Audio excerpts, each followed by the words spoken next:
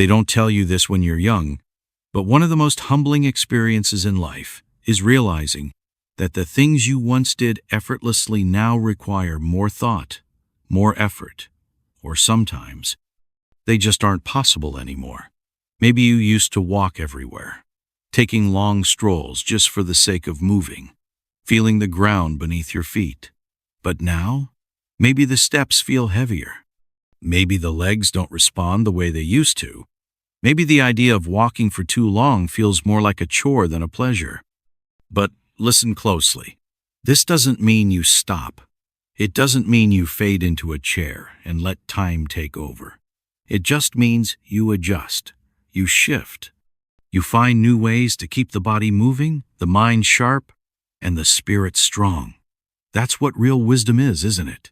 Knowing when to adapt, knowing when to let go of one thing and embrace another. So today we're going to talk about 7 things you can do instead of walking. Things that will keep you active, engaged, and feeling good, even if long walks aren't on the table anymore. Before we get further, I'd love to know where you're joining us from. And if anything in these videos brings you value, a like and subscribe would mean a lot, not just to help this message reach more people, but to keep us connected on this journey. Now, let's get into it. The first thing I want you to understand is that movement isn't just about exercise. It's about keeping the body awake, keeping the blood flowing, and reminding yourself that you are still here, still part of this world, still in control of how you feel. And the best part? You don't have to push yourself to exhaustion. You don't have to force something that doesn't feel right. You just need to find what works for you. Now, let's talk about the first thing you can do instead of walking. Chair exercises. Now, before you roll your eyes and think this is just about waving your arms around, let me tell you something. There are people in their 80s and 90s who have rebuilt strength, balance, and mobility just by doing the right movements while sitting down. You can work your legs, your arms, even your core, all from a sturdy chair. The trick is consistency. A few minutes a day, maybe when you're watching television or listening to music, can make a world of difference. Your muscles don't care if you're sitting or standing. They just care that you're using them.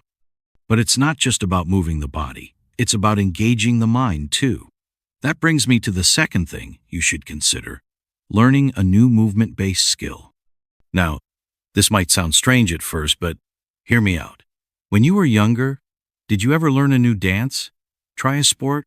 Maybe you were good at it. Maybe you weren't. But the point is, your body learned.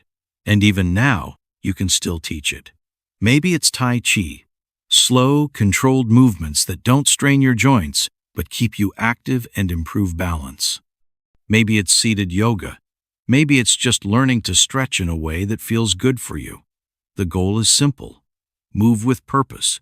Move with curiosity. And here's something they don't tell you enough. Breathing is movement too. Deep, intentional breathing strengthens your lungs, improves circulation, and even calms your nervous system. That's the third thing you can do. Try it right now.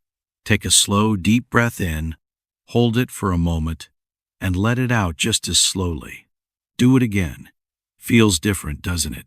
Most people breathe shallowly without even realizing it. But when you take control of your breath, you're taking control of something even bigger: your energy, your focus, your sense of calm. Now, we've just scratched the surface. There are still 4 more things you can do that will change the way you feel. Things that will keep you moving, keep you sharp, and keep you engaged with life. But before we continue, I want you to take a moment and think about this. What is one thing your body used to do that you miss the most? Is it dancing? Bending down easily? Standing for longer?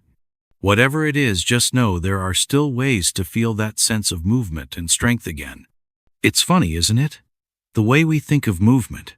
When we're younger, it's just something we do without thinking: running, jumping, walking, bending, reaching. But as time passes, we start to see movement differently. It's no longer just about getting from point A to point B.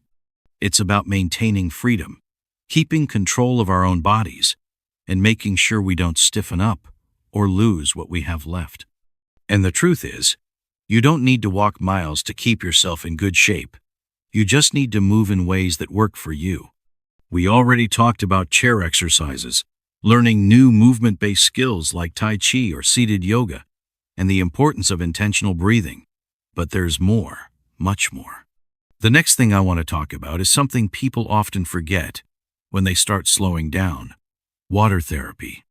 Now, if you have access to a pool, this is one of the best things you can do for your body. Water takes the pressure off your joints, allowing you to move freely without pain. You don't have to swim laps like an Olympian. Even just standing in the water, moving your arms and legs, or doing gentle stretches can help your muscles stay strong and your joints stay flexible. The buoyancy of the water supports your body, so movements that might feel difficult on land suddenly become effortless. And if you don't have access to a pool, that's okay. Even moving in water at home, like gentle stretches or leg lifts while in the bathtub, can help. Water gives you resistance without strain, and that's something your body will thank you for. Now, let's talk about something that isn't just good for the body, but for the mind and soul too: creative movement. A lot of people think of movement as exercise, but that's not always the case. Movement is expression. It's feeling. It's something that connects you to yourself. Have you ever watched someone paint with big sweeping strokes? Or seen someone play an instrument with their whole body moving along with the rhythm? That's movement. And that's something you can bring into your own life. Maybe it's swaying to music while sitting down. Maybe it's using your hands to create something: gardening, knitting, even playing with clay or carving wood. These aren't just hobbies. These are ways to engage your muscles, improve coordination, and keep your mind sharp. You see, the body responds to movement in all its forms. It doesn't care if you're lifting weights or lifting a paintbrush. It just knows you're using it.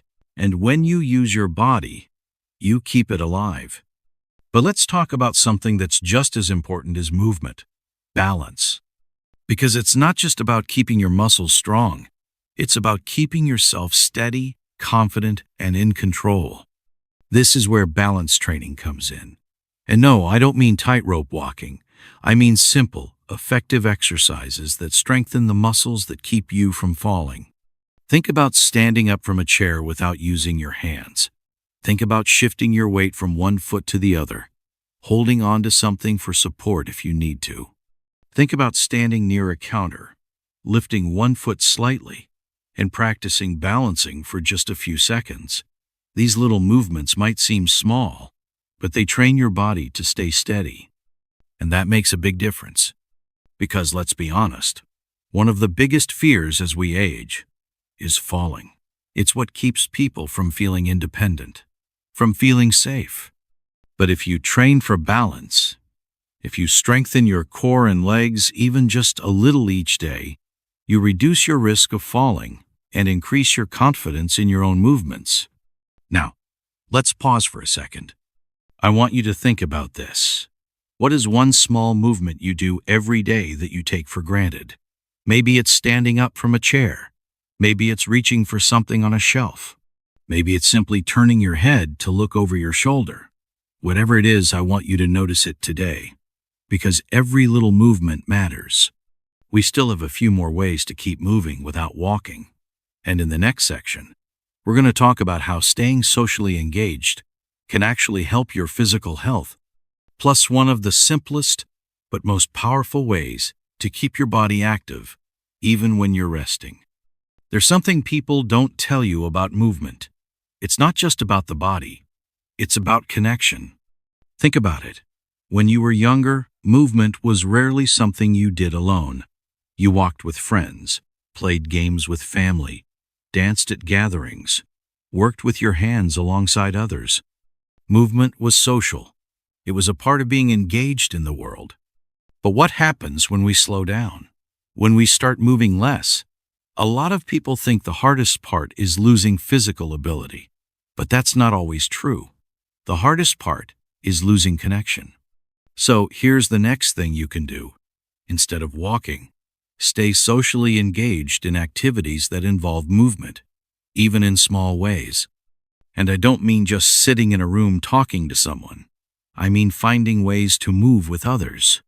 Have you ever noticed how a conversation feels different when you're doing something while talking? Maybe you're folding laundry with someone. Maybe you're preparing food. Maybe you're seated at a table, playing cards, and reaching across to pick up the deck. These might seem like tiny movements, but they keep you engaged, keep you interacting, keep you present. Something as simple as cooking a meal with a loved one, even if all you're doing is stirring a pot or reaching for ingredients, keeps you moving in a natural, meaningful way. If you have grandchildren, think about the small ways you can move while spending time with them. Maybe it's sitting on the floor with them, reaching for toys, or bouncing them on your knee.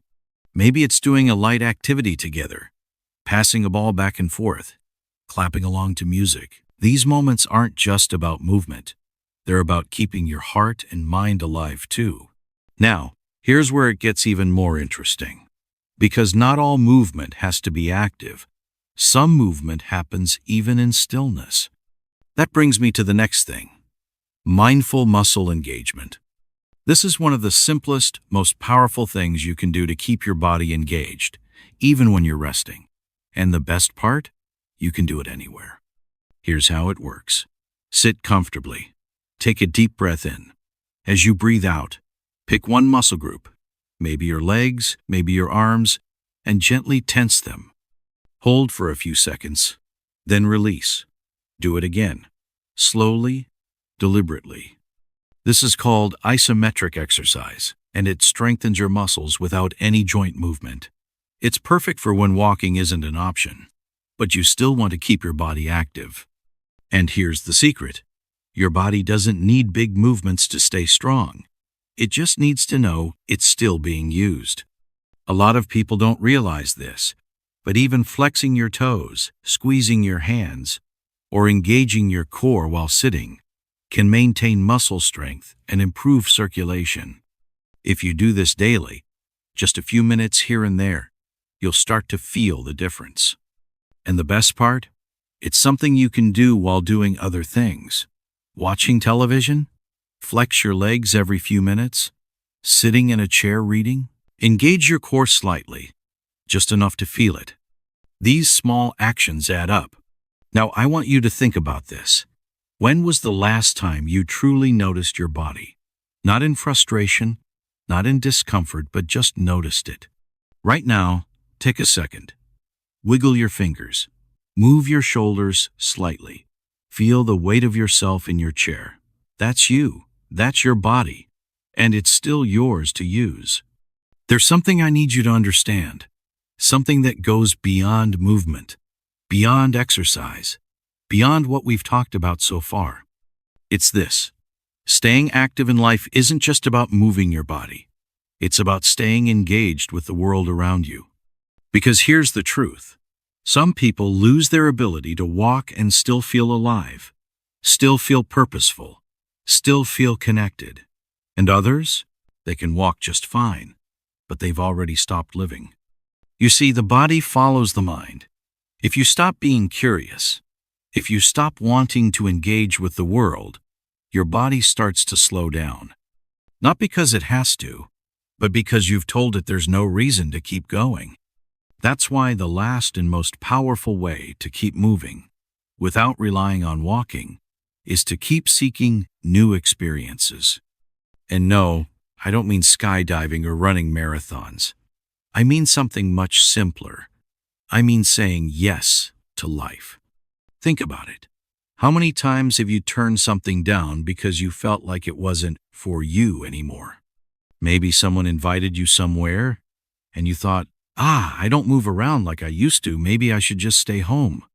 Maybe there was a new hobby, a new book, a new type of music someone introduced you to, and you thought, that's not really my thing. But here's the problem. When you stop saying yes to things, you start closing doors. And when you close enough doors, your world gets smaller and smaller. And a small world? That's when the body really starts to shut down. So let's talk about what staying engaged really means. It means trying something new, even if it's small. Maybe it's picking up a new hobby that involves using your hands. Woodworking, knitting, painting, gardening. These things keep your fine motor skills sharp. They keep your mind focused and your hands moving in ways that keep you active without strain. It means getting out in whatever way you can. If walking is difficult, maybe it's just sitting outside in the fresh air, feeling the sun on your skin. Maybe it's getting a ride somewhere new just for the sake of being in a different environment. Your body responds to change. When you see new things, hear new sounds, breathe in fresh air, something inside you wakes up. And here's something people forget. Even conversation is a kind of movement. When you engage with others, when you talk, laugh, tell stories, your face moves, your hands move, your body reacts. These are all small but powerful ways to stay active. Have you ever noticed how energized you feel after a good conversation? That's because social interaction stimulates both your brain and your body. And speaking of energy, there's one last thing I want to leave you with. Your attitude towards movement is just as important as movement itself. If you see movement as a burden, something that's slipping away, something you have to fight for, you'll always feel like you're losing. But if you see movement as something you still own, something you still get to do in whatever way you can, then you'll always find new ways to stay engaged. Because movement isn't just about walking, it's about staying present in your own life. So let me ask you, what is one small thing you can say yes to today? It doesn't have to be big. It doesn't have to be something drastic. Maybe it's stretching while you listen to your favorite song. Maybe it's calling someone you haven't spoken to in a while. Maybe it's just standing up and rolling your shoulders back, breathing deeply, reminding yourself, I'm still here. I still have this body, and I can still use it. You don't have to walk to keep moving forward. You just have to keep showing up.